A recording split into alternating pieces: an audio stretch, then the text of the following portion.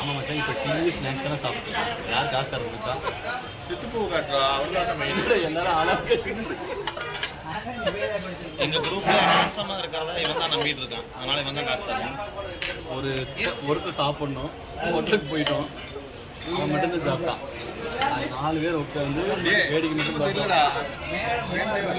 வந்தாரு. 4 பேர் உட்காந்து சாப்பிட்டான், அவன் மட்டும்தான் சாப்பிட்டான். ஹோட்டல் கறிக்கிற மாதிரி பார்த்தான். இங்கேயும் வந்திருக்கோம், டீ சாப்பிட்டாங்க. இப்போ யார் காசு கொடுக்குறதுன்னு தெரியல. ஏன்னா இவன் இருந்த காசு இவன் முடிச்சுட்டான்.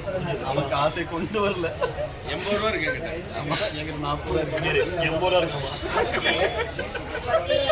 எனக்கு தெரிஞ்ச வாழ்க்கையில் 2 லட்சம் ரூபா இருக்கு. சித்துப்பூட்டு தான். ஆமா, இப்போதைக்கு 50,000 வாங்கி வச்சிருக்கிறோம் கடன்.